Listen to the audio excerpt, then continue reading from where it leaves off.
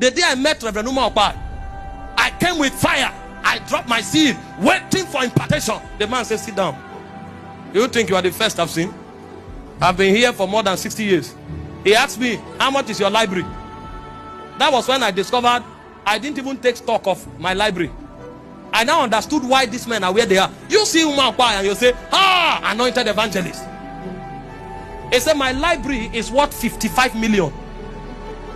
My library is worth 55 million. My library. So he has forgotten the shoes he bought. He has forgotten the clothes he bought, but he knows his library. And he said, if you want to lead your generation, go and read. Don't just buy the book, read them. Bishop Oyedepo said they wanted to, when they started Covenant University, they needed a book. The vice chancellor didn't have it. They looked for it, they couldn't buy it because it's no longer in the market. He didn't just know he has it. He knew the cabin where the book was in a shelf. He said, go to this library, go to this box, check this cabin. The book must be somewhere there. And they went and removed it and brought it for him to give a professor. And then you will say, how did this man become like this? They sold into their life. They started buying books when they were very young men. They read them, they kept them. Their legacy is their books, not their bank accounts. I was there in the ministers' conference when a pastor made jest of Uma Okpai.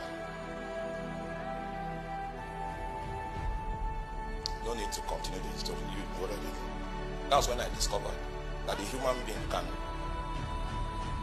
pray on another human being that is born again, and then the anointing will never rest on him. You didn't see that type. Oh, everybody had to do ballet. So the whole ministers' conference that morning was prayer of appeasement. And those are the people that have the spirit of judgment. This is a generation where men invest in nothing. You say you are a businessman. How many summits have you attended? You want to be great? You will carry your last savings. Instead of buying a suit, you will go and pay for a business summit. You will enter that convention. Sit down for those who have made it to talk to you.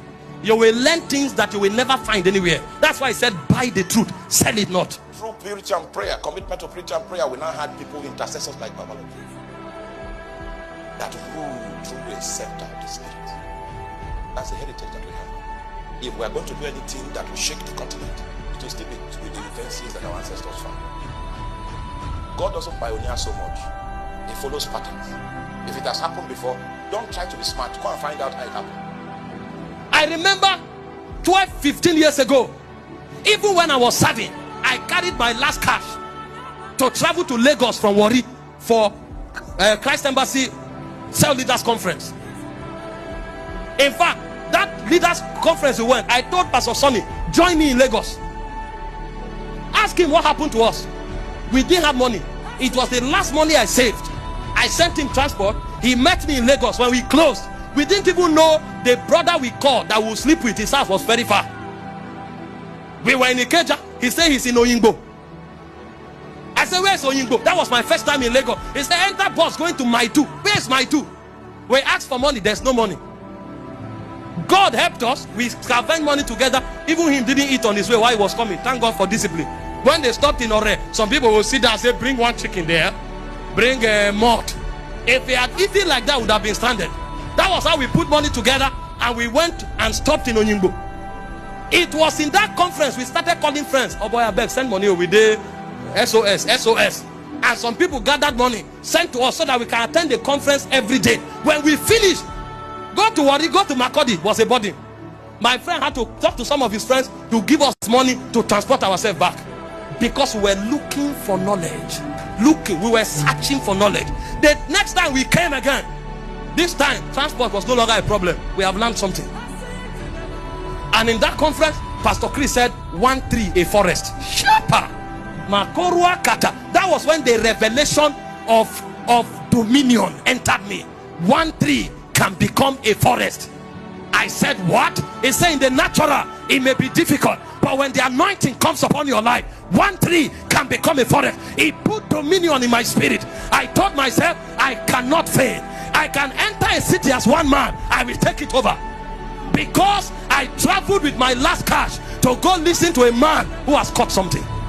And today, my people know, this work we are doing, I can live here in 2 years, hand it over to somebody else and enter another city. I don't need anybody from here to follow me. I got the revelation, one tree, a forest, more than 10 years ago. And so I can enter any city. As I stand there, check me in 3 months.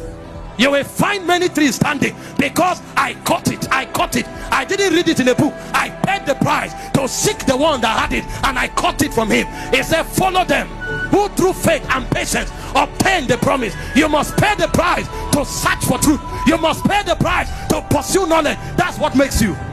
It's called sowing and reaping. How much have you invested in your destiny?